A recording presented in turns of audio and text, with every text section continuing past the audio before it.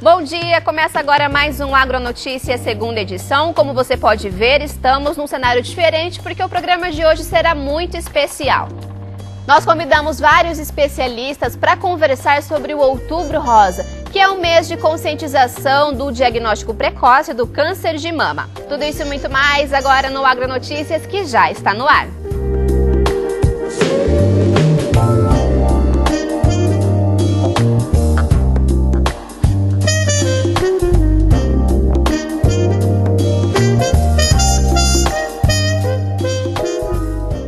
Converso agora com a vice-presidente da Rede Feminina de Combate ao Câncer, Maria Inês. Maria, seja muito bem-vinda ao nosso programa. E também com a psicóloga Raquel Icassati. Essas duas mulheres vão conversar com a gente. Querendo ou não, hoje a gente vai falar um pouquinho sobre os aspectos psicológicos, né, dessas mulheres que sofrem com câncer de mama. Trabalhar também, que vocês trabalham também, né, com a prevenção. Eu vou conversar primeiro com a Maria Inês, ela vai explicar pra gente sobre o projeto que é a Rede Feminina. Queria que você explicasse pra gente o que é a Rede Feminina. Maria, bom dia.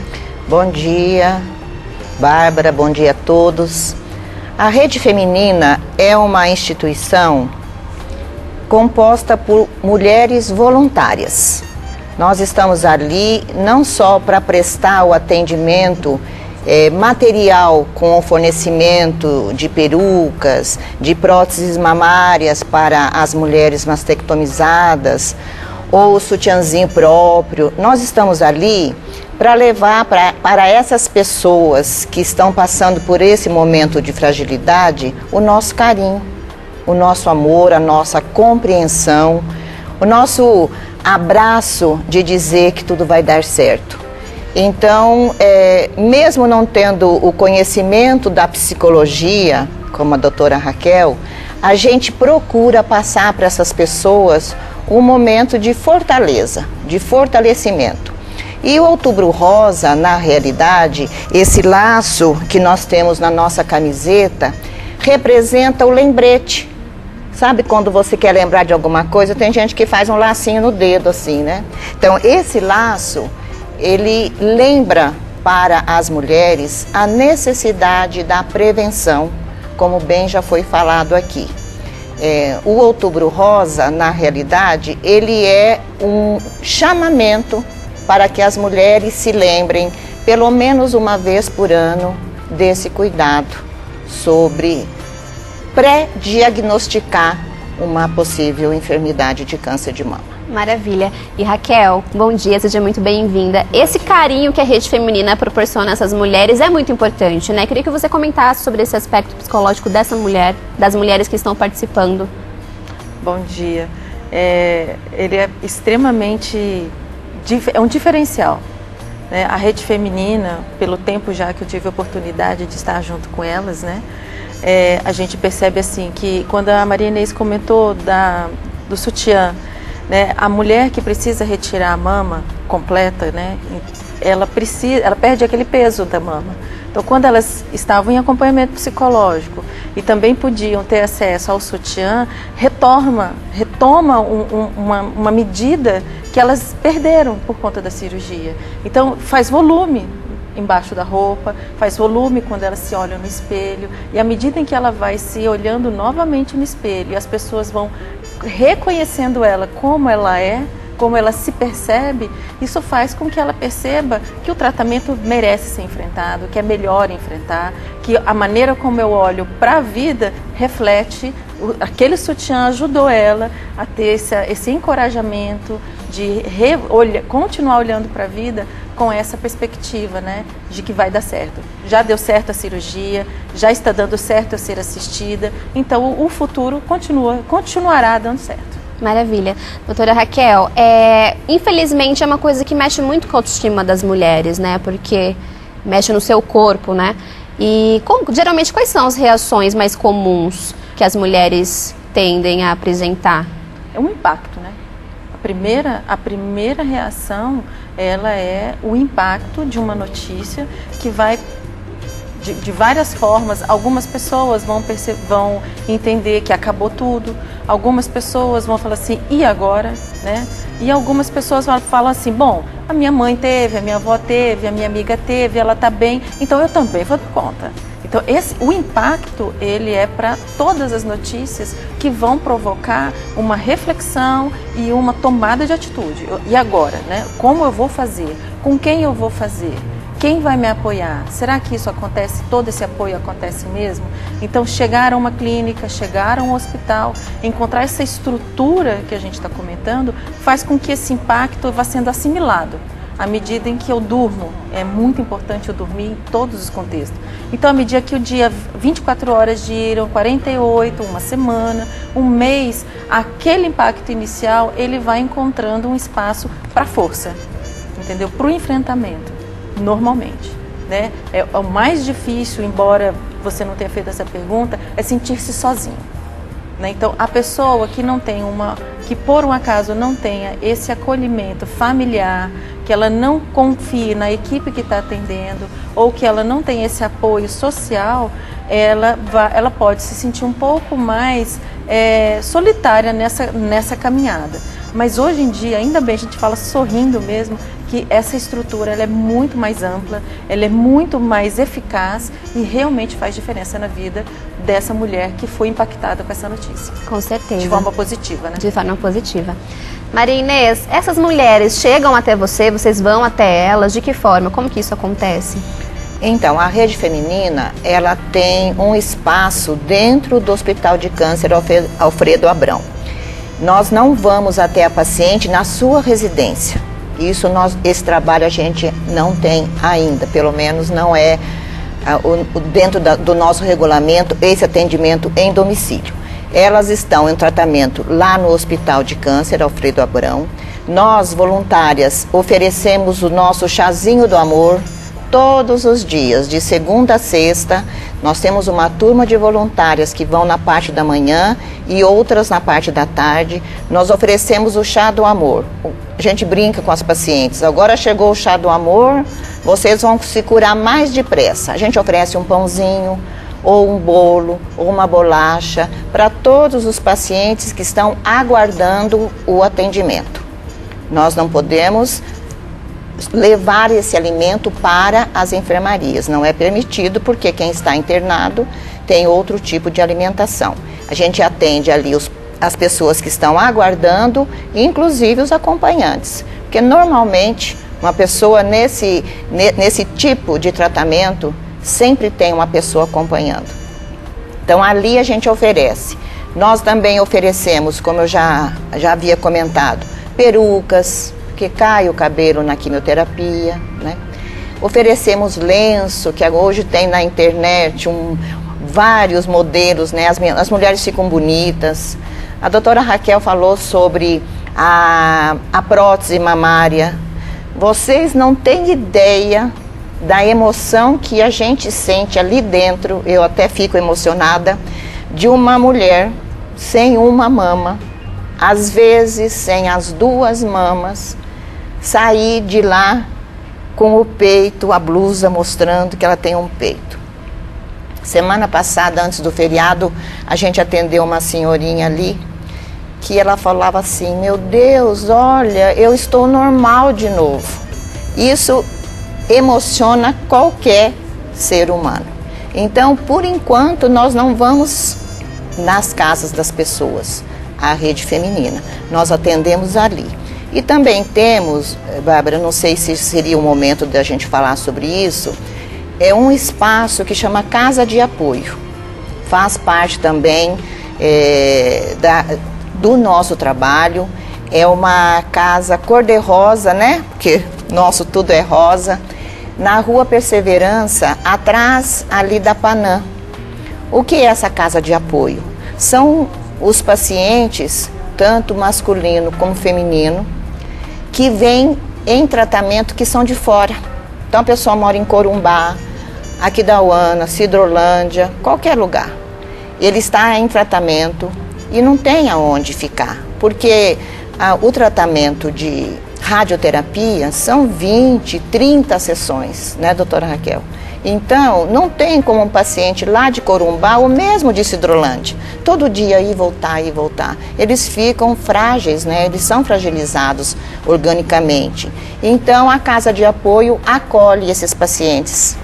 Eles são levados para essa casa, aí eles têm 4 refeições, café da manhã, almoço, café da tarde e janta. Os pacientes que são do Hospital de Câncer Alfredo Abrão têm inclusive o transporte. O motorista do hospital vai com o carro, busca esse paciente, traz para o hospital, terminado o tratamento, geralmente espera um pouquinho para juntar todos, leva de volta para a casa de apoio. Então, é uma forma de acolhimento também que a gente faz, nós da Rede Feminina. Perfeito. Bom, bem como a Maria Inês disse, né, e como eu disse também, a Rede Feminina é uma família. E a família também precisa de apoio psicológico nesse momento, né, porque não é fácil lidar com uma coisa, por mais que não seja com o ente, né, na família, mas essa família também precisa de apoio psicológico. Como que a família pode buscar esse apoio também, Raquel? Bom, na rotina do tratamento oncológico, a família ela também acaba sendo atingida.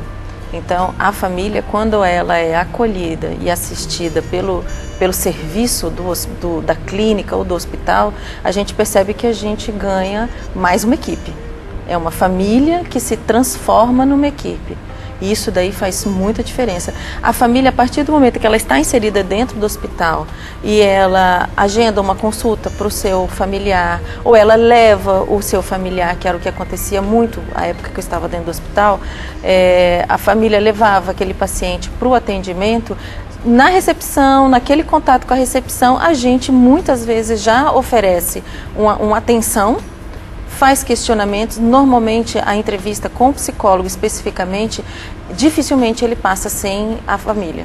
Dificilmente, sabe? É muito raro. Normalmente a primeira entrevista, ela é feita, a gente solicita que o familiar traga que o paciente traga um familiar para que a gente possa compreender quem é esse sistema, né? Como que esse sistema funciona, se ele precisa de uma orientação. E não é incomum acontecer atendimentos ao paciente junto com o familiar, dependendo da situação, né? Muitas vezes a alta, ela passa por um momento muito grande de ansiedade, o paciente.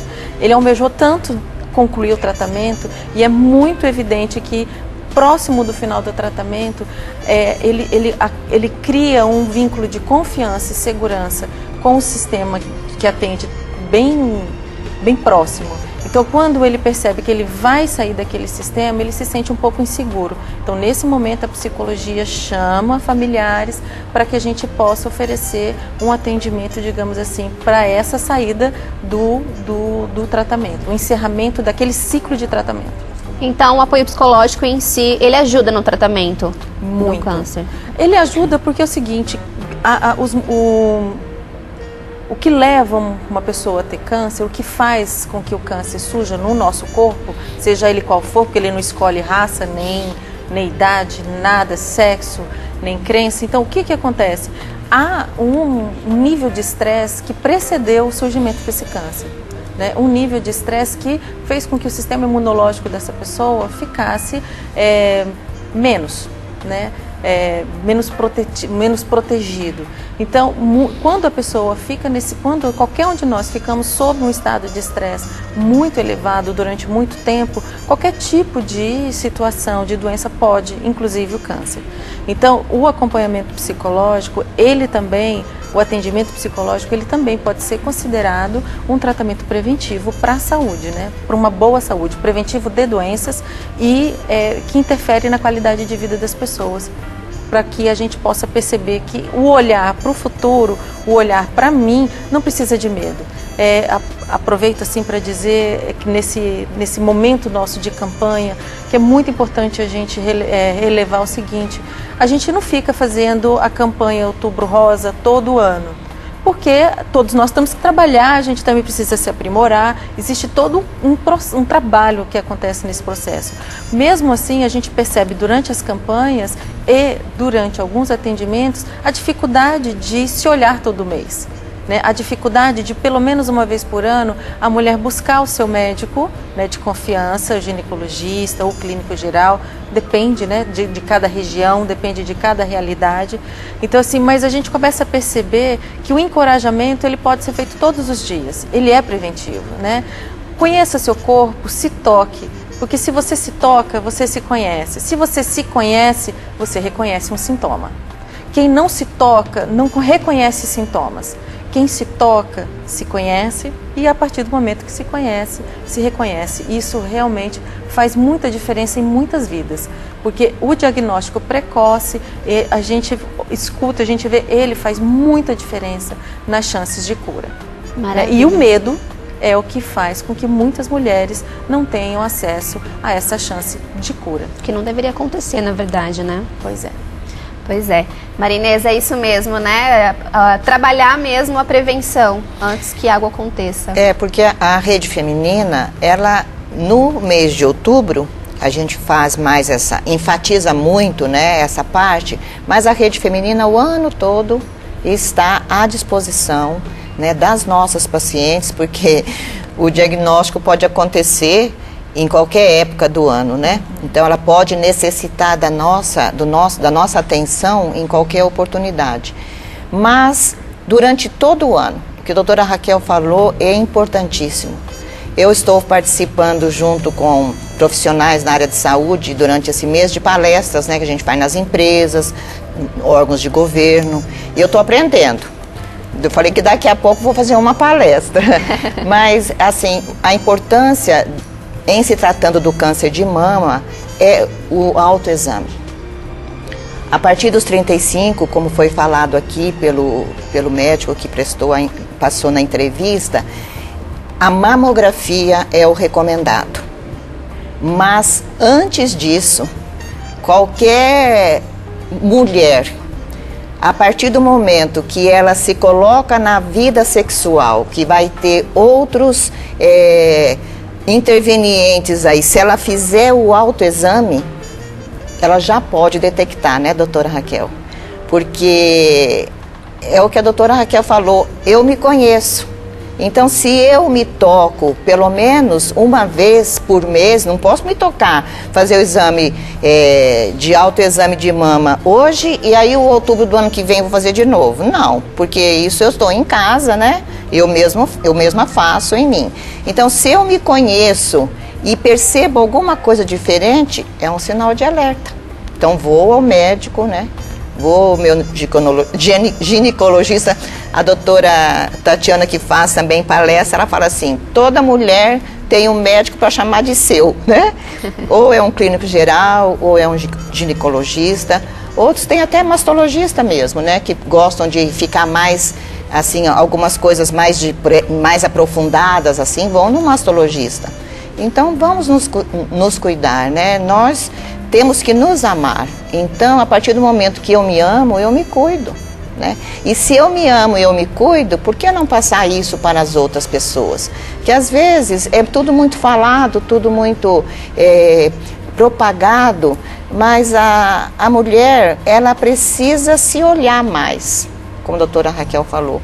É assim, importantíssimo, porque tudo que é detectado no início, às vezes não vai fazer nem químio, às vezes não vai fazer nenhuma rádio, às vezes é um tratamento clínico só, com uma medicação, né? Ou faz uma biópsia, uma punção para fazer uma biópsia, ai, graças a Deus é benigno, porque às vezes tem um caroço, mas não é maligno, não é?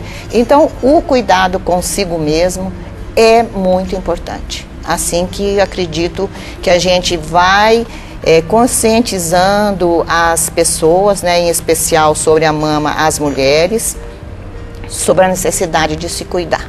Então eu vou convidar a Maria Inês e a doutora Raquel para assistir a primeira parte da matéria que a nossa repórter Carol Peralta fez lá no Hospital de Câncer Alfredo Abrão.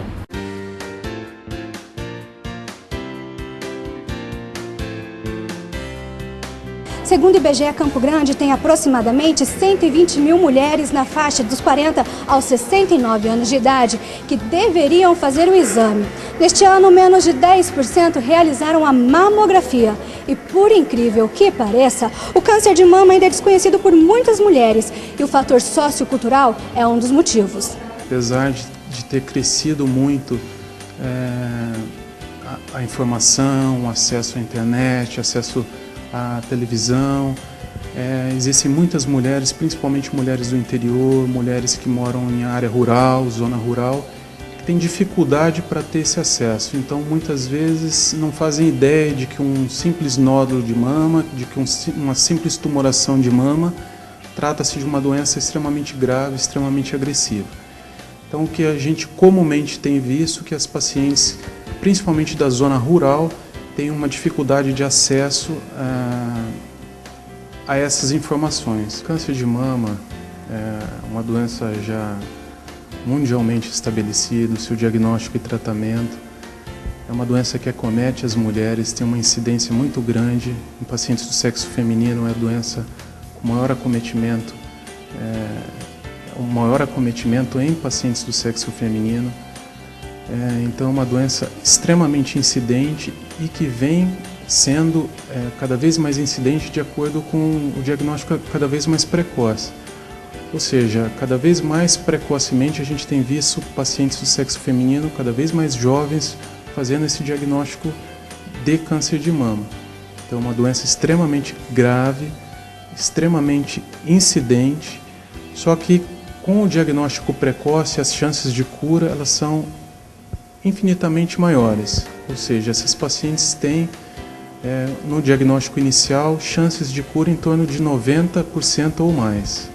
E uma outra coisa extremamente importante é a menarca precoce, ou seja, os pacientes que têm a primeira menstruação precocemente em idades muito jovens, elas têm uma exposição aumentada aos hormônios sexuais femininos e isso também é um fator de risco para o desenvolvimento do câncer de mama. Não só menarca precoce, como menopausa tardia, ou seja, até o final da vida dela ela vai ter uma exposição hormonal aumentada, consequentemente aumenta também o risco do desenvolvimento do câncer. Mas sem dúvida alguma o fator genético talvez seja o primordial, o carro-chefe nas chances do desenvolvimento da doença. O percentual ele é muito baixo, em torno de 1%, são as chances do desenvolvimento do câncer de mama em pacientes do sexo masculino, mas sim, eles existem. E quando existem, a tendência é que essa doença ela seja um pouco mais agressiva.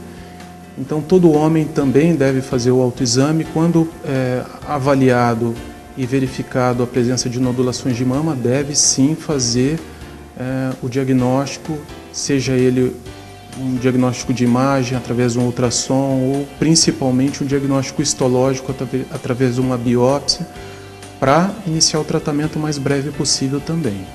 Eu estou aqui com a Maria dos Anjos, tem 59 anos, está na faixa etária, é produtora rural, e ela descobriu o câncer fazendo um autoexame, né, Maria? Explica para mim como que foi esse procedimento. Esse procedimento foi que, quando eu fui tomar banho, eu coloquei a mão no pescoço e comecei a palpar, descobri o nódulo. Aí, e começou a coçar muito, a mama fica meio amarelada. Aí eu procurei o Hospital de Câncer de Barretos, fiz a mamografia. Aí logo eles já me chamaram, fiz a ultrassom, constou que era um nódulo mesmo maligno. Aí naquele mesmo dia eu ia fazer a biópsia, mas não deu porque a pressão minha subiu. Aí eu voltei com 2 dias, fiz a biópsia, com 30 dias veio o resultado e era o tumor mesmo. Aí eu fui encaminhada para aqui mesmo, para o hospital, e estou agora aqui, esperando o final.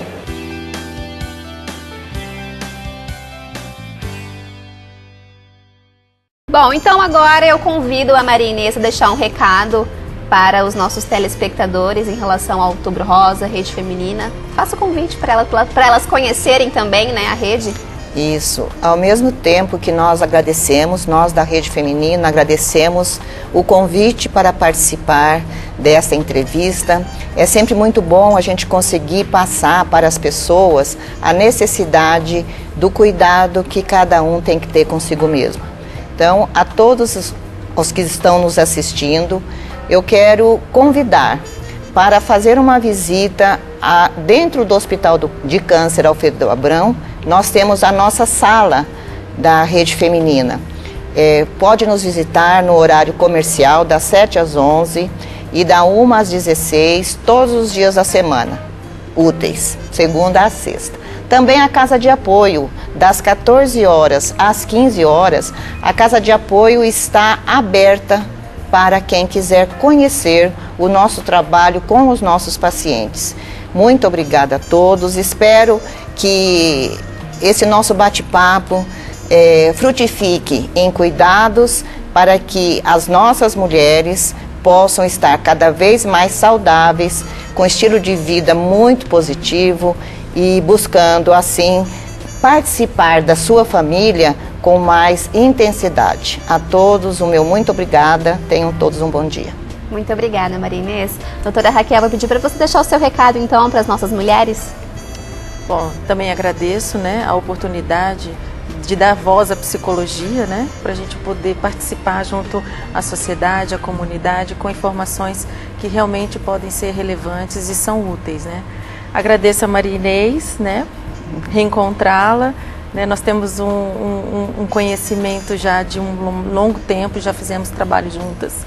Então, assim, o Outubro Rosa, ele faz ele tem essa característica, né, de relembrar de forma intensa. É bem cansativo o mês de outubro para quem participa, né, por conta de toda essa importância de levar esse tipo de informação do se conheça, para você poder reconhecer algum sintoma que possa ameaçar a sua vida, né.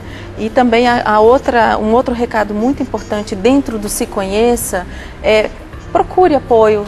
Procure, né, dar mais atenção à sua família, tenha uma qualidade de vida satisfatória para você. Então busque o seu centro, busque a sua forma de ser agradecido a essa vida, que o futuro realmente vai dar certo para todos nós. Muito obrigada, doutora Raquel. Bom, nós conversamos agora com a Maria Inês, que é da Rede Feminina de Combate ao Câncer, Alfredo Abrão, do Hospital Alfredo Abrão, e conversei também com a psicóloga Raquel Iccassati. E agora nós vamos para um breve intervalo, mas depois você confere uma entrevista completa também para a gente tirar algumas dúvidas clínicas com o doutor Amaury e também conhecer o projeto Amigos do Peito com o nosso tatuador Joy. Não saia daí, nós já voltamos.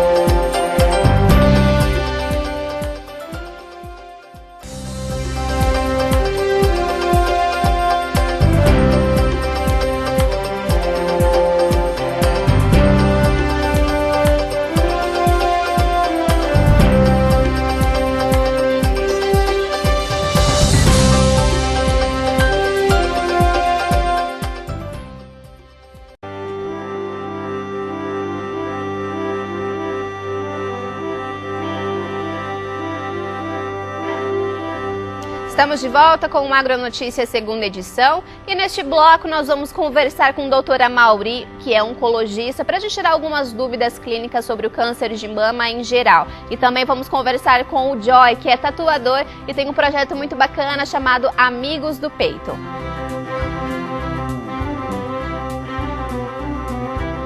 Joy, doutora Amaury, sejam muito bem-vindos ao nosso programa. Bom, vou começar primeiro com o Joy, que ele é tatuador, né? Tem um projeto bem bacana, bem bonito. Queria que você comentasse sobre esse projeto que você está realizando. Há quanto tempo já tem esse projeto, Joy?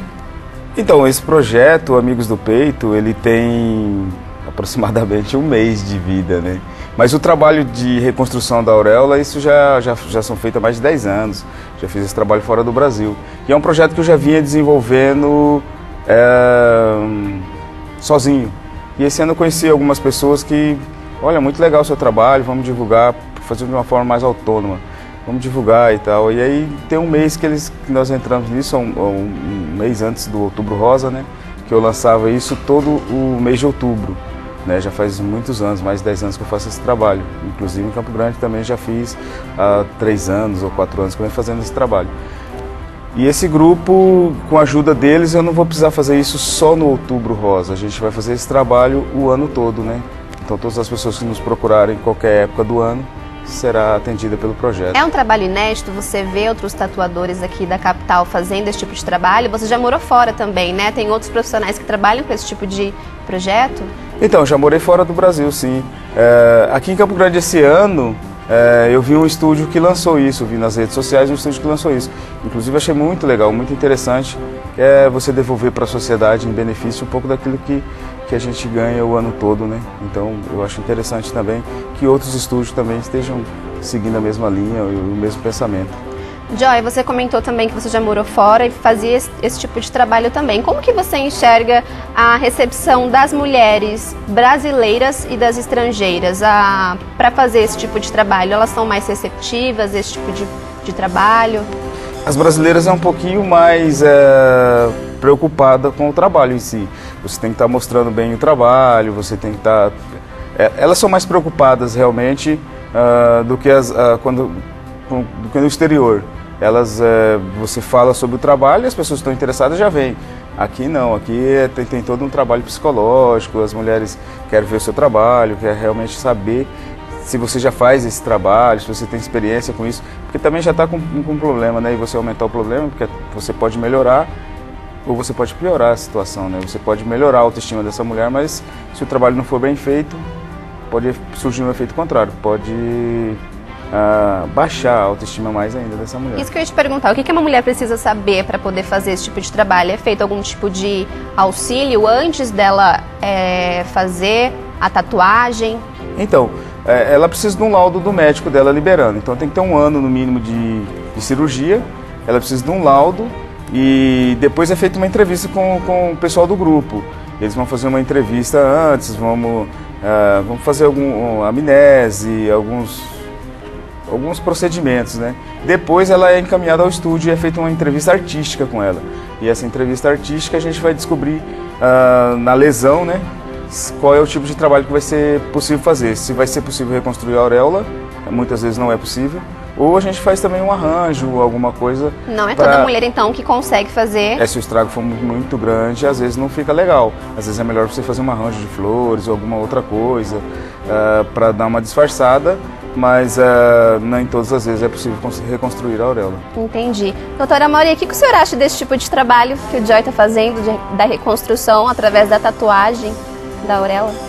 Eu acho que tudo que você fizer para um paciente que tem um diagnóstico desse e um tratamento agressivo desse, o que você fizer para beneficiar ela, para ajudar a melhorar a estima dela, você tem que ser parabenizado. Isso é um trabalho artístico, isso é uma coisa muito difícil de fazer. Não é qualquer pessoa que, eu quero fazer, eu vou fazer. O cara tem que ter o dom para fazer, né? Então, eu acho isso perfeito, acho maravilhoso isso. Bom, deixa eu perguntar uma coisa para o senhor. Eu vi recentemente, especialistas falaram que o câncer de mama está atingindo cada vez mais mulheres abaixo dos 30 anos. Isso se deve a que tipo de fator? Eu sei que são vários os fatores, mas o que encadeia isso? Na verdade, quando a gente fala em prevenção, o que a gente está fazendo, o que o governo faz e gasta fortunas aí, não é prevenção, é diagnóstico precoce. Nós temos que investir realmente em prevenção. Prevenção é diminuir a obesidade, ter melhor qualidade de vida, evitar o uso excessivo de hormônios, melhorar a dieta, comer bem. Isso sim é prevenção, porque até onde se sabe, prevenção é não ter a doença. E o que o governo investe, inclusive o próprio Outubro Rosa, que é algo que é benéfico, mas ele não é uma prevenção. O Outubro Rosa é um programa de detecção precoce do câncer de mama, né? O que é bom, né? Na verdade, as mulheres mais jovens estão desenvolvendo essa doença porque elas não fazem prevenção, elas não têm qualidade de vida, são obesas, comem mal, dormem mal, são estressadas. Ainda mais agora, a mulher, ela querendo tomar conta do meio, né? Ela tá substituindo o lugar do homem, né? É o que a gente está vendo. As mulheres estão fumando mais. Nós há 3 décadas era um homem para cada, era 3 homens para cada mulher fumando. Hoje é um homem para uma mulher fumando. Então isso é que nós temos que investir, que é prevenção. Não há prevenção, por isso essas pacientes têm esse diagnóstico. Vamos falar um pouquinho mais de alimentação? Quais são... A alimentação, na verdade, na nutrição oncológica tem 3 etapas, né? Antes, a preventiva, durante o tratamento e pós-tratamento. Você poderia falar um pouquinho dessas 3 etapas? Sim, a prevenção é o que eu acabei de falar, né? Você ter uma noção de dieta. E quando a gente fala em dieta, existem muitas falácias, existem muitas coisas lógicas. A sua mãe te ensinou isso, né? Se você comer bem um vegetal, uma verdura, comer carne mais regulada, comer frango, você pode comer de tudo desde que de forma moderada. Isso é prevenção. Durante o tratamento oncológico, na verdade, quem vai definir, em geral, qual é a alimentação para o paciente é o próprio paciente. Porque a agressão, os efeitos colaterais da quimioterapia e da própria agressão psicológica de você fazer tirar uma mama, e isso faz com que a paciente se limite a querer comer, ou ela tenha dificuldade de comer por causa de lesão de mucosa. Então ela mesma vai dizer para você o que ela consegue comer, né? E a ajuda de um nutricionista oncológico é muito importante nisso, né? Em que ele vai orientar o suplemento alimentar, não a alimentação. Você ingerir substâncias que já vem pronta, com proteínas, carboidratos, gorduras sadias, entre outras coisas, que melhora a adaptação desse paciente. E o pós-tratamento é o aprendizado, né? Se você atrás não fez a coisa direito, eu espero que depois da porta arrombada você coloque um segurança, né? Então é mais ou menos isso. Doutora Mauri, a doença tem o câncer de mama. A doença pode progredir ou ela pode regredir também? Na verdade, ela regride em casos de tratamento, né? Hoje nós sabemos, e isso é muito evidente nos estudos clínicos, que a imunoterapia, que é o sistema imunológico do indivíduo, combate muito essa doença, né? Mas para você melhorar o seu sistema imunológico, você precisa de ajuda de muitas outras coisas, inclusive da alimentação. Você dizer que naturalmente um indivíduo sem nenhuma ajuda oncológica vai regredir o tumor, não. Mas uma vez diagnosticado, tratado de forma correta, você cura hoje câncer de mama estadio 4, dependendo do tipo do câncer de mama, você chega a 70% de cura hoje. Então a chance de cura é bem alta. Enorme. Dependendo do tipo do tumor, a chance é absurda. Deixa eu te fazer uma pergunta. Por que o paciente com câncer tem perda de apetite, geralmente? Por várias razões. A primeira é porque ele tem algo no organismo dele que não é do organismo dele, que está consumindo a energia dele, né? Então ele perde peso essa é uma das razões. A segunda razão, que é a razão mais comum, né? Você, uma vez afetado psicologicamente, qual o primeiro efeito que você tem? É a falta de apetite. Essa é quase que clássica. Você deprimiu, perdeu a namorada, você perdeu o jogo de futebol, você vai ficar sem apetite. Você imagina você dizendo para a paciente que ela tem um câncer de mama. Bom, mas no ato do tratamento oncológico, as drogas quimioterápicas, elas têm determinados efeitos colaterais, que um dos principais efeitos colaterais é a agressão ao trato gastrointestinal, a mucosa bucal, a mucosa do esôfago, do estômago. Então o paciente ele perde um pouco o paladar, que é a principal, digamos que a principal ferramenta para você comer, né? Você passa na padaria, sente o olfato, quando você põe na boca você quer comer mais. Ele não tem isso. Quando ele põe na boca, aquilo tá amargo, tá sem gosto, aí ele fica sem querer comer. Então várias são as razões, mas principalmente isso. Quais são os meios para a pessoa conseguir comer, já que ela tem essa perda de apetite, né? Como fazer o paciente comer? O principal fator desse é você ter uma boa nutricionista oncológica. Esse é um fator importante, porque a nutricionista oncológica ela vai dizer para você o que você vai comer, que além de melhorar a sua alimentação, vai melhorar a forma de você se adaptar àquilo. A segunda coisa mais importante é o médico oncologista, uma vez durante o tratamento, ele orientar a paciente de que forma que ela possa prevenir essas características. Como você muda o pH, principalmente o pH da mucosa bucal, você usar algumas substâncias comuns como o bicarbonato, fazer bochecho com bicarbonato, em que você altere e melhore esse pH e aí consequentemente você sente melhor o sabor. A mucosa e as papilas da língua que fazem com que você tenha esse sabor. Se elas são agredidas, você perde. Se você faz com que elas tenham um ambiente melhor para que elas não sejam agredidas, você consegue comer melhor. Doutora Mauri, agora uma dúvida de muitas jovens até, né? Muitas mulheres têm aquele receio de fazer a mamografia porque dói. Existe já algum método de fazer esse exame sem a dor? Na verdade, as jovens, que são as mulheres até 35 anos, né? Não é o que o governo concorda, o governo está tentando criar um espectro de que as mulheres só acima dos 50 anos façam mamografia, mas na verdade o que a medicina preconiza é que até os 35 anos a mulher não faz mamografia, a mulher faz ultrassom. Então as jovens não têm por que reclamar disso, porque ultrassom não dói. Acima dos 35 anos é a mamografia, é o melhor exame de rastreamento. Não existe exame melhor de rastreamento. Nós temos a ressonância nuclear magnética, que é um exame que não é doloroso, mas é desagradável, é um exame que dura 1 hora, a mulher fica de bruço numa mesa.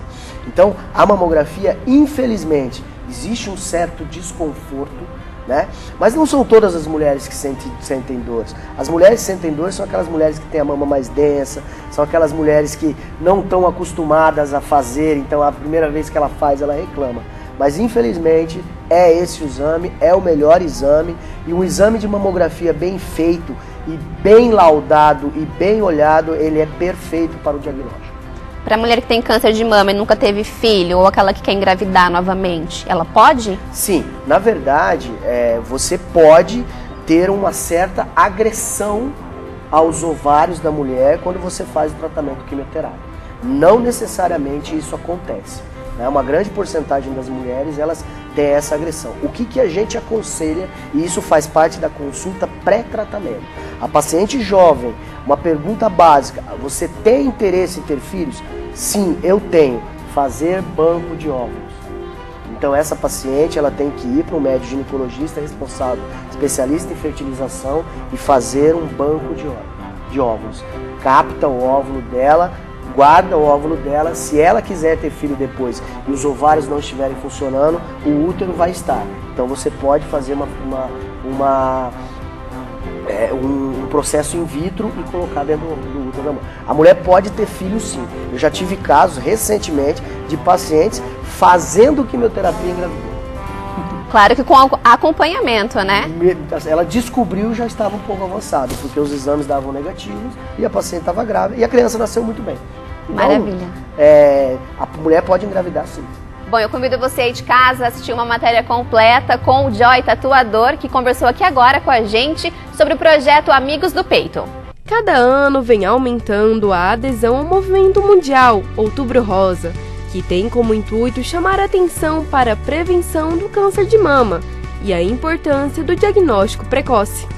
E diante dessa ação, o projeto Amigos do Peito vem realçando a autoestima de muitas mulheres. Há alguns anos atrás, o meu parceiro Joy, ele já tinha esse projeto no exterior. E há mais ou menos uns 20 dias a gente se conheceu através da tatuagem e compartilhamos da mesma ideologia, que é o trabalho voluntariado ajudando o próximo.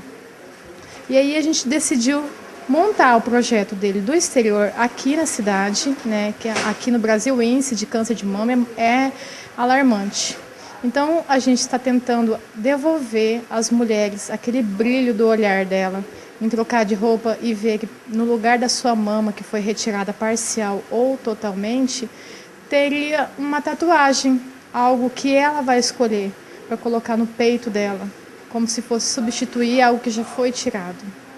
Nem que a gente não vá conseguir preencher o espaço, mas pelo menos devolver para a sociedade, para a família, aquela autoestima naquela mulher que ela tinha antes de tirar o seio, antes de fazer a quimioterapia, antes de descobrir que teve um câncer. Então, somamos as nossas vontades, as nossas forças, e estamos hoje aqui iniciando esse trabalho que pra gente é maravilhoso. E para quem pensa que é só chegar e marcar a tatuagem, está enganado.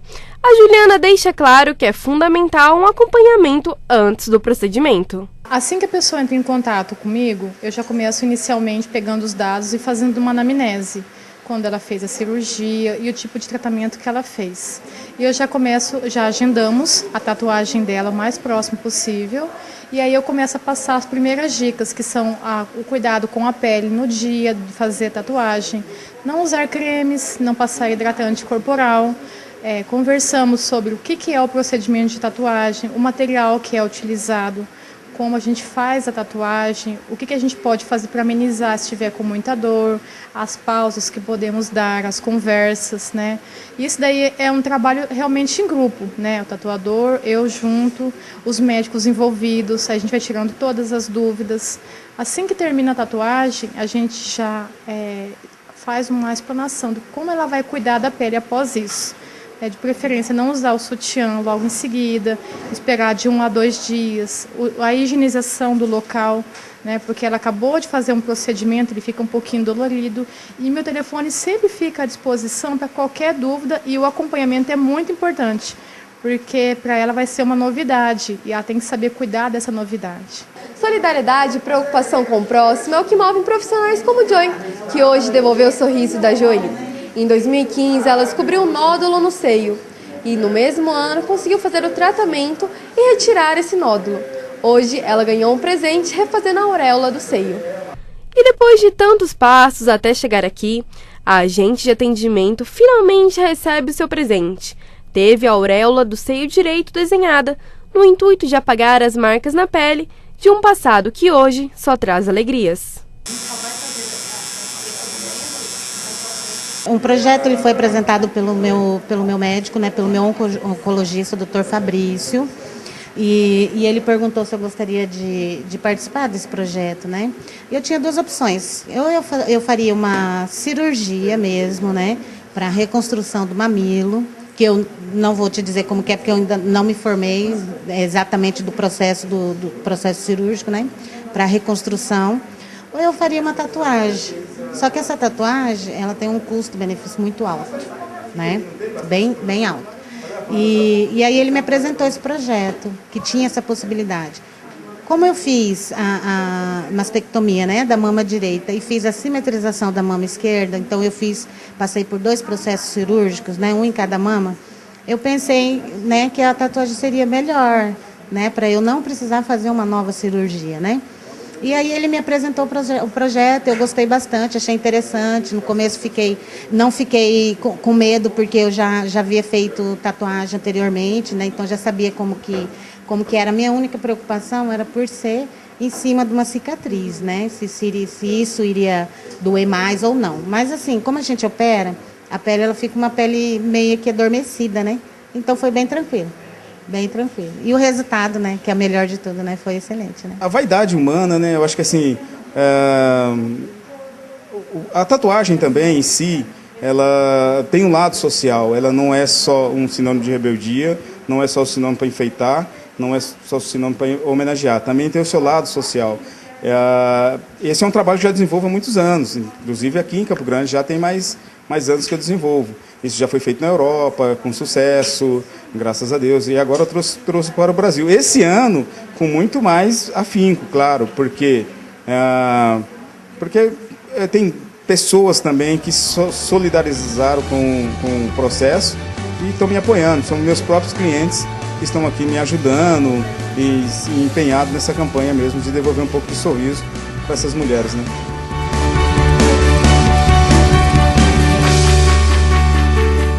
Matéria realmente muito tocante, né, Joy? Muito legal, né? Bom, eu agradeço a presença de vocês dois. Eu peço, Joy, então, para você deixar um recado para o pessoal de casa.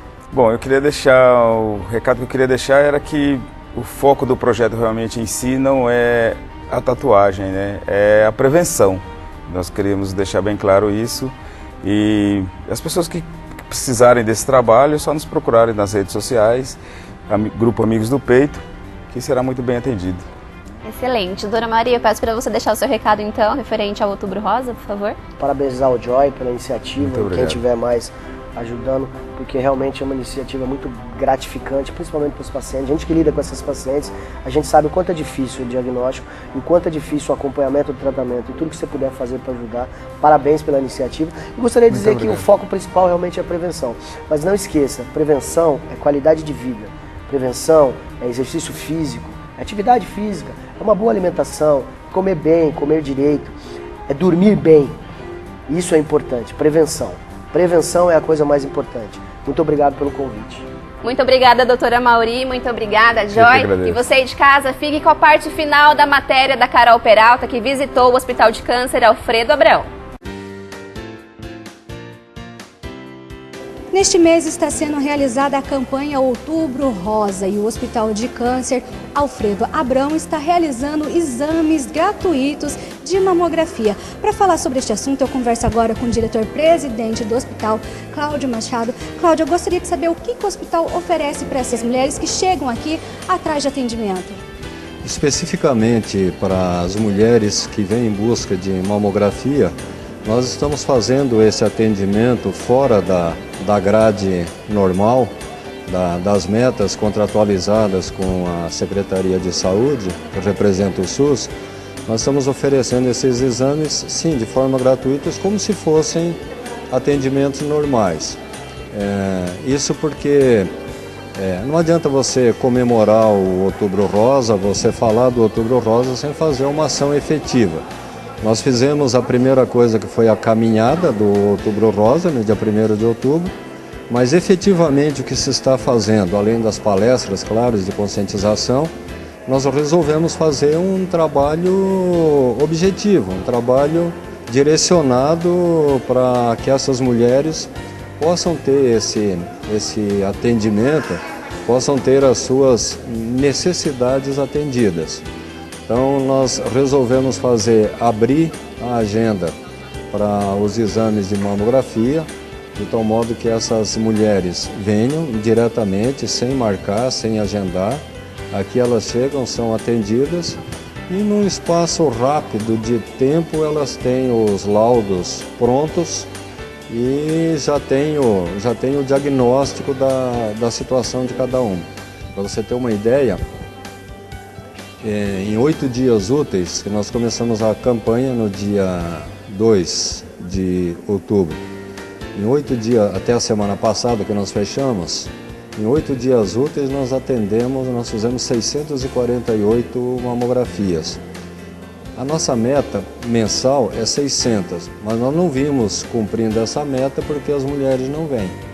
Mas você vê, só em 8 dias úteis nós já batemos a meta, já superamos e nós acreditamos que vamos muito além. A nossa casa de apoio, ela funciona gratuitamente para as mulheres e acompanhantes que vêm do interior. Nós temos uma casa lá com 32 leitos, muito bem equipada. A gente brinca que a gente dá cama, comida e roupa lavada. E dá o transporte ainda, porque em muitos casos, dos pacientes que vêm do interior, estão aqui em processo de tratamento de quimioterapia. Nós temos uma equipe que faz todo o apoio complementar. Nós temos nutricionista, nós temos fisioterapeuta, nós temos fonoaudiologista, nós temos psicólogo. Então, sim, todo aquele trabalho, nós temos ainda o tratamento bucal, porque, aliás, é o único hospital que está fazendo isso.